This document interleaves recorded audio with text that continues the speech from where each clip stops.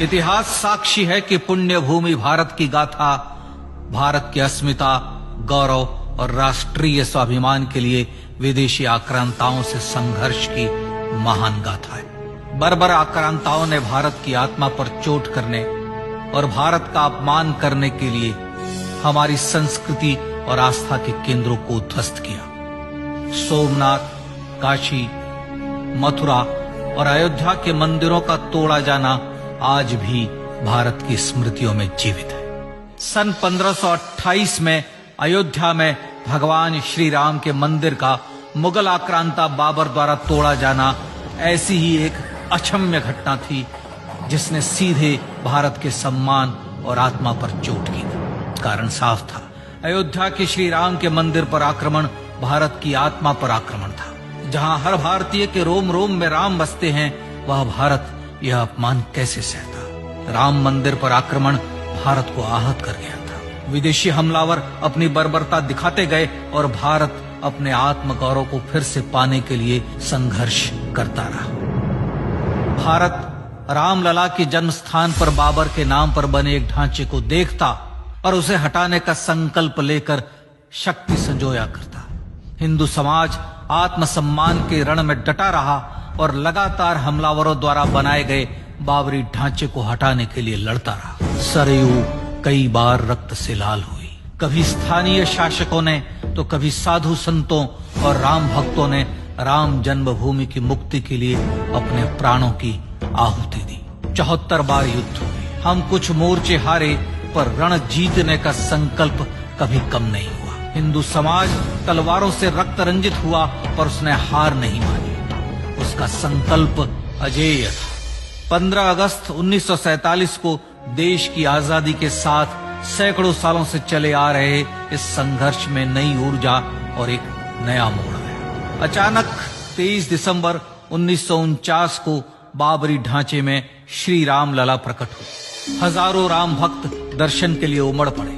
तत्कालीन प्रधानमंत्री पंडित जवाहरलाल नेहरू ने उत्तर प्रदेश सरकार को श्री राम लला को विवादित ढांचे से हटाने का आदेश दिया। उत्तर प्रदेश सरकार ने अयोध्या के कलेक्टर को यह काम दिया और यह निर्देश भी कि जरूरत पड़ने पर वे बल का प्रयोग भी करें। अयोध्या के कलेक्टर ने सरकार को उत्तर दिया कि यह नरसंहार के बिना संभव नहीं है, और फिर भी वह ऐसा चाहती है तो किसी दूसरे कलेक्टर से यह काम करवा ले। परिणाम स्वरूप रामलला की मूर्ति वहीं विराजमान रही। विवादित ढांचे को बंद कर दिया गया। केवल पुजारी को सेवा अर्चना के लिए भीतर जाने की अनुमति थी। फिर भी राम भक्त विवादित ढांचे के बाहर से प्रभु श्री राम की आराधना करते रहे। भारत के हिंदू समाज के लिए चुनौतियां और बढ़ गई। मामला अदालत में गया। विपक्षी दलों द्वारा अदालत में भगवान श्री राम के अस्तित्व पर सवाल उठाए गए। उनके अयोध्या में ही जन्म लेने का प्रमाण मांगा गया। भारत का जनमानस अब आहत हो उठा था। आजाद भारत में भी हिंदू समाज को अपनी आस्था और श्रद्धा के लिए संघर्ष करना पड़ रहा था। चुनौतियों के इस समय में सन 1984 में विज्ञान भवन दिल्ली में विश्व हिंदू परिषद ने धर्म संसद का आयोजन किया। इस संसद में देश भर के संतों ने राम जन्मभूमि की मुक्ति के लिए आह्वान किया और राम जन्मभूमि मुक्ति यज्ञ समिति का गठन किया। धर्म संसद ने राम जन्मभूमि की मुक्ति और वहां भगवान श्री राम के भव्य मंदिर बनाने के भारत के जनमानस के संकल्प को फिर से दोहराया। विश्व हिंदू परिषद के नेतृत्व में मंदिर निर्माण के लिए पूरे देश में अभूतपूर्व आंदोलन की शुरुआत हुई। श्री राम जन्मस्थली मुक्ति यज्ञ समिति के साथ देश भर में राम जानकी की रथ यात्राएं निकली। राम लीलाओं में राम कथा के माध्यम से भारत का आम जन फिर से जुटा। अब सबके मन में एक ही प्रण था, एक ही लक्ष्य था। अयोध्या में जन्मभूमि पर भगवान श्री राम के भव्य मंदिर का निर्माण।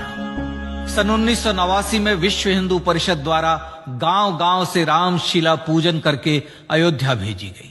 2,75,000 गांवों से रामशिलाएं अयोध्या पहुंची। भव्य राम मंदिर के शिलान्यास का निर्णय हुआ। पूज्य संत महात्माओं और हिंदू समाज के अन्य प्रमुख नेताओं के निर्णय के अनुसार अनुसूचित जाति के प्रमुख नेता श्री कामेश्वर चौपाल ने 9 नवंबर 1989 को मंदिर निर्माण का पहला पत्थर रखा। राम जन्मभूमि पर मंदिर निर्माण के लक्ष्य की पूर्ति के लिए सन 1990 में सोमनाथ से अयोध्या के लिए श्री लाल कृष्ण आडवाणी ने रथ यात्रा की शुरुआत की। देश में जन भावनाओं का ज्वार उमड़ने लगा। श्री लाल कृष्ण आडवाणी के रथ यात्रा के साथ साथ मंदिर के लिए जन समर्थन बढ़ने लगा और छद्म सेकुलरवाद बेनकाब होने लगा। इस जन आंदोलन को रोकने की तमाम कोशिशें हुई पर सब व्यर्थ हुई। विश्व हिंदू परिषद ने देशवासियों से अयोध्या में जन्मभूमि पर मंदिर निर्माण के लिए 30 अक्टूबर और 1 नवंबर 1990 को कार सेवा का आह्वान किया। परिणाम स्वरूप लाखों राम भक्त कार सेवा के लिए देश के कोने कोने से अयोध्या आए। इससे देश की एकात्मता का विराट दर्शन हुआ। कार सेवकों को रोकने के लिए उत्तर प्रदेश के तत्कालीन मुख्यमंत्री श्री मुलायम सिंह यादव ने अयोध्या में परिंदे को भी पर न मारने देने की घोषणा की। स्थितियां गंभीर हो गई। अयोध्या से 100-100, 200-200 किलोमीटर दूर रेलगाड़ियां रोक दी गई। अयोध्या युद्ध भूमि बना दी गई। मार्ग बंद, रेल बंद, चप्पे चप्पे पर पुलिस। अयोध्या सैनिक छावनी में बदल गई। राम नाम पर ऐसी पाबंदी कि अर्थी ले जा रहे लोगों तक को रोका गया क्योंकि वे राम नाम सत्य कह रहे थे। लेकिन सैकड़ों किलोमीटर की यात्रा कर कार सेवक अयोध्या पहुंचने लगे। राम के गीत गाते, होठों पर हंसी और पांव में छाले लिए राम काज के लिए राम भक्त देश विदेश से अयोध्या पहुंच ही गए। कार सेवकों पर गोलियां चली। अनेक कार सेवक शहीद हुए।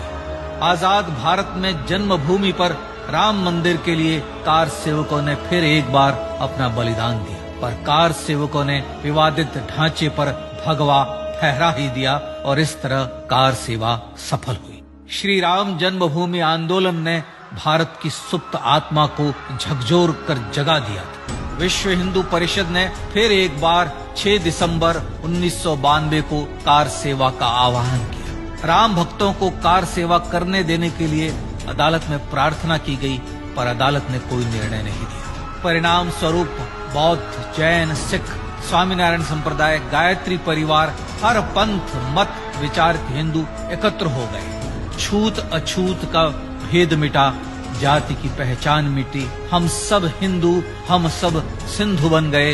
राम सिंधु में ज्वार उठा और देखते ही देखते 6 दिसंबर 1992 को श्री राम जन्मभूमि से बाबरी ढांचा सदा के लिए हट गया।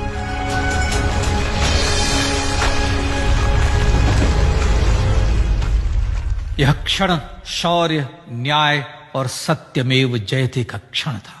यतो धर्मस्ततो जय का क्षण था। पर संघर्ष की गाथा यहां जाकर भी नहीं रुकी।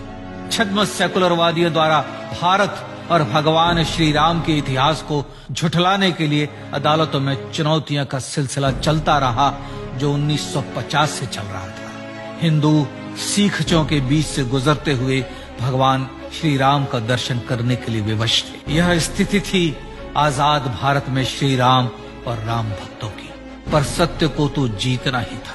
आखिरकार देश के सर्वोच्च न्यायालय के 5 जजों की खंडपीठ ने 9 नवंबर 2019 को ऐतिहासिक निर्णय दिया और यह कहा कि अयोध्या जन्मभूमि परिसर की पूरी 67 एकड़ भूमि रामलला की, और न्यायालय ने भारत सरकार को जन्मभूमि पर मंदिर बनाने के लिए एक ट्रस्ट बनाने का आदेश दिया। सर्वोच्च न्यायालय के आदेश के अनुसार भारत सरकार ने 5 फरवरी 2020 को श्री राम जन्मभूमि तीर्थ क्षेत्र नाम के ट्रस्ट का गठन किया और राम जन्मभूमि न्यास की भूमि जो सरकार द्वारा अधिग्रहित की गई थी, उसे ही नवनिर्मित न्यास को वापस दे दिया गया। 5 अगस्त 2020 को भारत के प्रधानमंत्री श्री नरेंद्र मोदी ने श्री राम जन्मभूमि तीर्थ क्षेत्र के अध्यक्ष पूज्य महंत नृत्य गोपाल दास, राष्ट्रीय स्वयंसेवक संघ के पूज्य सरसंघ चालक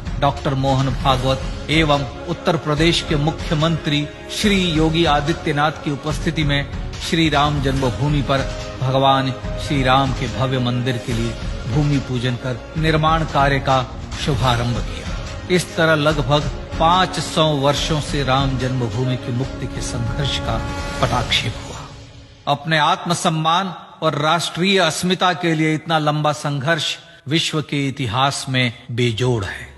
श्री राम भारत की आत्मा, भारत की परिभाषा, हमारे राष्ट्रीय आदर्शों और जीवन मूल्यों के प्रतिनिधि मर्यादा पुरुषोत्तम हैं, जो हर हिंदू के होठों पर जन्म से मृत्यु तक रहे, बस यही हर हृदय में प्रार्थना होती है।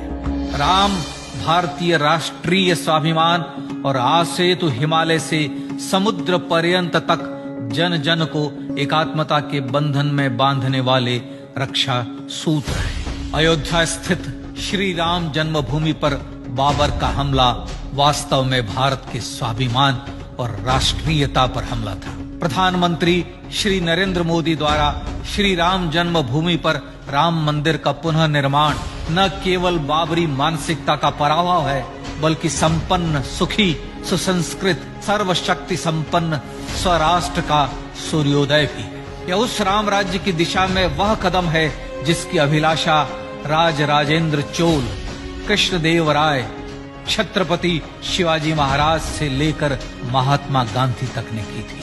अयोध्या में जन्मभूमि पर भगवान श्री राम का मंदिर न सिर्फ राष्ट्रीय गौरव होगा, बल्कि वह श्री राम के आदर्शों का राष्ट्र मंदिर होगा। अब वह महान संकल्प पूरा होने जा रहा है। आइए इस राम यज्ञ, राष्ट्र यज्ञ में जिन ज्ञात और अज्ञात भारतीयों ने अपनी आत्माहुति दी है, उनका पुण्य स्मरण कर उन्हें श्रद्धांजलि दी।